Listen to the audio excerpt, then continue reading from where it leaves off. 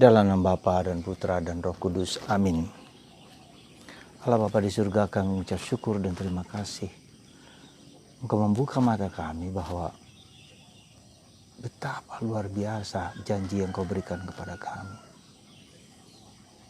Dan Kau telah memulainya itu dalam diri Putramu Yesus. Engkau memberikan surga bagi kami. Dan surga itu tidak ada penderitaan sekalipun. Dan Yesus telah memulainya sebagai terang bagi kami di dunia. Membebaskan kami dari segala belenggu, penderitaan, sakit. Terpujilah namamu kini dan sepanjang segala masa. Amin. Para saudaraku yang terkasih, pada tanggal 2 Desember 2020, bacaan pertama mengisahkan tentang surga itu seperti apa. Di Gunung Sion tak ada penderitaan, makanan mewah, super mewah. Tak ada gelapan, tak ada maut. Bahkan tidak butuh matahari karena Tuhan adalah terang itu sendiri dan pencipta segala terang. Dan kita bersama-sama Allah di sana mengadakan perjamuan anak domba yang luar biasa. Tak ada maut, tak ada penderitaan, tak ada susahan, bahagia, damai sejati. Anda mau, kita mau, pasti saya kira. Tanpa ditanya pun kita pasti sudah menjawab ya. Tapi surga yang dilukiskan dalam dalam kitab Yesaya ini juga menunjukkan kepada kita suatu janji akan datang yang akan terjadi pada kita semua. Dan janji itu bukan hanya janji yang kosong, tetapi janji yang terpenuhi. Dalam tradisi Katolik disebut visio beatifica. Pandang memandang dengan Allah secara pribadi. Bersama setiap orang. Dan para kudus di surga menyanyikan puji-pujian, kidung, mazmur. Dalam kitab Wahyu kita melihat seperti itu. Nah, bagaimana caranya supaya kita bisa mengalami surga itu? Seorang ahli manajemen, Stephen Covey, bukan John Covey, Stephen Covey, mengatakan tujuan akhir harus ditempatkan di depan. Nasib terakhir harus ditempatkan di depan. Nah, surga yang kita dilukiskan dalam bacaan kitab Yesaya itu harus ditempatkan di depan. Itulah surga yang sudah dimulai sekarang ini. Dan itu sudah dilakukan Yesus dalam bacaan Injil hari ini, bahwa Yesus membebaskan orang dari segala belenggu, penderitaan tuli, bisu, sakit, timpang, bahkan mati sekalipun dibangkitkan. Dan ini persiapan menuju ke sana. Jadi sudah dimulai sekarang, orang dibebaskan dari segala macam belenggu, orang dibebaskan dari segala macam penyakit, orang dibebaskan dari segala macam kesusahan. Mungkin bahkan ketika mungkin kita sedang sakit, tetapi tetap surga itu sudah ada. Kita lambungkan, kita nyanyikan, kita sadari kesadaran surga dalam hidupku, bahwa Tuhan berkuasa atas diriku. Lepas dari segala penderitaan, mungkin secara fisik kita menderita, mungkin sakit kanker, sakit apa, tapi menderita dengan penuh sukacita, penuh kegembiraan. Karena surga sudah ada di sini dalam hati kita masing-masing. Saudaraku yang terkasih dalam Kristus, itu menandakan juga bahwa mendambakan itu berarti juga dalam diri kita belum ada kedamaian, belum ada ketentraman, belum ada kebahagiaan. Coba kita lihat dalam hidup kita. Surga itu adalah sudah tapi belum. Sudah dalam arti sudah diberikan kepada kita, tetapi belum mencapai fullness, kepenuhannya. Maka orang terus mencari terus. Maka orang terus mencari dan merindukannya. Berjuang, bergulat. Maka selama di dunia ini kita bergulat. Maka kalau ada perhatikan saudaraku terkasih dalam Kristus, Dari keempat Injil itu, ya, Injil Matius, Markus, dan Lukas itu bicara tentang kemanusiaan Yesus, perjuangan kita harus menjadi hadirkan Yesus dalam kenyataan konkretku sehari-hari di mana saya belum sampai kepada surga itu. Tetapi Injil Yohanes melukiskan tentang surga, tentang kemuliaan Allah, tentang glory of God, anugerah Allah yang luar biasa. Nah, dua sisi ini, kemanusiaan dan keilahian, itu sudah ada dalam diri kita, sudah nyata dalam diri kita.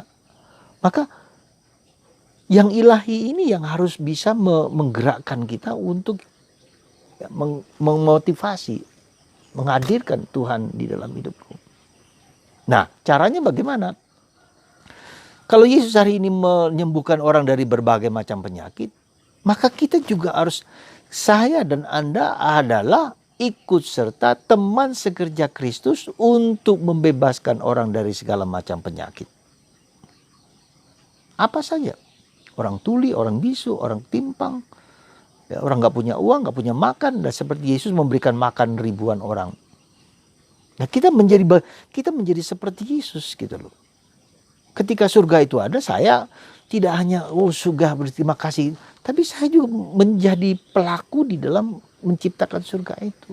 Sekecil apapun, sesederhana apapun. Ketika Anda di rumah melihat suami, melihat istri, melihat anak-anak yang tidak, dalam tanda petik lah, tidak karuan atau apa, itu tugas kita bersama untuk membuat itu menjadi lebih baik. Ya, jadi itu yang tidak menunggu nanti, tetapi Anda dan saya menjadi rekan sekerja Yesus. Sekali lagi, kata Paulus, kamu semua, kita semua adalah rekan sekerja Kristus. Dan Tuhan memberikan kepercayaan kepada kita untuk membagikan itu kepada orang lain. Dan itu bukan kekuasaanku, bukan kekuatan kita, tetapi Tuhan dalam diriku yang menyembuhkan, memperbaiki, memulihkan segala sesuatu dan membawa orang kepada Kristus. Menyelamatkan jiwa-jiwa orang. Orang yang lumpuh, orang yang sedih, kita menjadi gembira. Ayo, sukacita Tuhan lebih daripada segala yang kita nampak sekarang ini. Ya. Selamatkan jiwa. Anda dipanggil untuk menjadi rasul, untuk menyelamatkan orang-orang di sekitar Anda, siapa saja. Ya.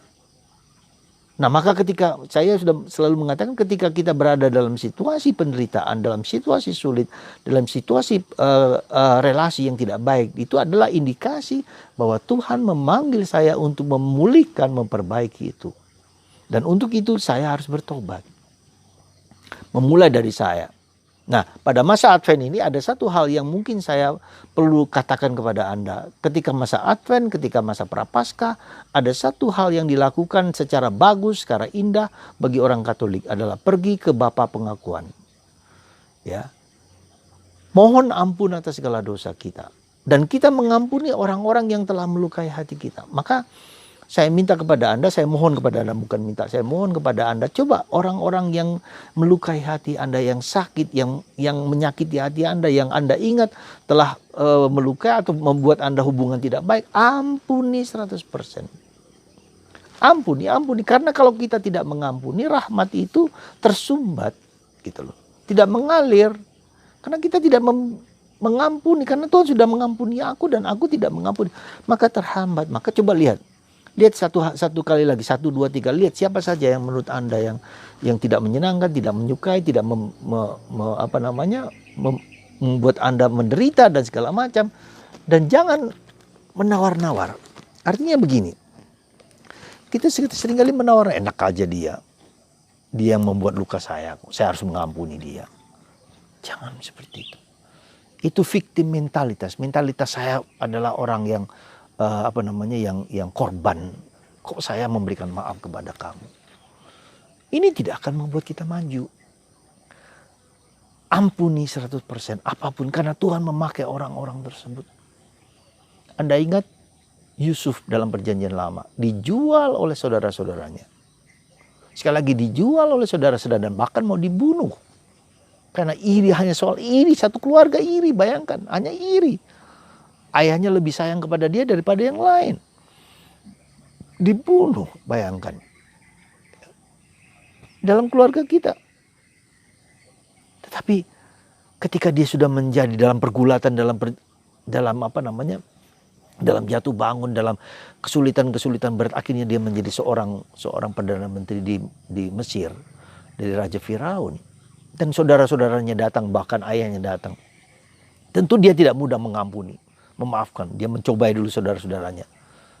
Tapi ketika kemudian apa yang terjadi? Dia mengatakan, Tuhan memakai Anda semua supaya saya mempersiapkan Anda di zaman kesulitan ini, paceklik ini. Ya. Dan Yusuf memaafkan. Rahmat itu mengalir, berlimpah-limpah. Maka mari saudara kita mengampuni dan memaafkan. Memaafkan dan mengampuni. Siapa saja. Anda ingat siapa saja. Mulailah dari pikiran Anda. Mulailah dari Tuhan ampuni aku. Ya, persiapan kita dalam masa Advent ini dan akhir tahun menjelang akhir tahun ini. Supaya apa yang terjadi? Kenapa kita demikian? Puritas cordis. Berbahagialah orang yang murni hatinya. Sebab dia akan memiliki surga. Murni hatinya. Puritas cordis. Jadi mari saudaraku terkasih, jangan biarkan kita menyimpan dendam, menyimpan marah, menyimpan sakit hati, menyimpan trauma kepada siapa saja. Ampuni dan ampuni dan ampuni. 100 kali, 100 kali. Tuhan ampuni. Jadi itulah saudaraku terkasih, langkah pertama supaya kita sungguh-sungguh menjadi rekan sekerja Kristus, mengampuni dan memaafkan orang-orang di sekitar kita. Semoga kata-kata saya ini dapat Anda dengarkan dengan baik dan mulailah dengan diri kita masing-masing. Mengampuni orang lain, luka-luka apa saja, mengampuni diri sendiri, bahkan mengampuni Tuhan yang seringkali kita tuduh tidak adil dalam hidup kita. Semua terjadi supaya untuk mendidik kita, supaya kita menjadi manusia yang sungguh-sungguh baik. Menjadi rekan sekerja Kristus. Tuhan percaya kepada Anda, Tuhan percaya kepada saya. Bukan hanya saya, para imam. Anda pun menjadi rekan sekerja Kristus. Semoga lewat tangan hamba-Mu ini, mereka yang sakit, yang menderita, yang luka hati, luka batin.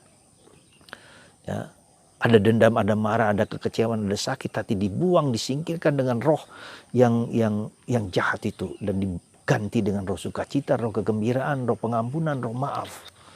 Ya, dalam hidup Anda masing-masing. Sekarang juga aku mohonkan Tuhan Yesus hadir dalam diri Anda. Berkat tangan hamba-Mu ini. Tuhan berkatilah anak-anak-Mu ini. Sehingga hati mereka damai, sukacita, ketentraman. Dan mereka semua menjadi rasul-rasul-Mu, menjadi teman sekerja Tuhan dalam hidup kita. Ya, dalam hidup ini. Di tingkat di mana Anda berada, di keluarga, di lingkungan, dimanapun juga. Menjadi sumber sukacita, sumber kegembiraan. Karena Tuhan Yesus mengampuni Anda, memaafkan Anda. Tuhan memberkati Anda dan membebaskan Anda dari belenggu ketakutan, kemarahan dalam nama Bapa dan Putra dan Roh Kudus. Amin.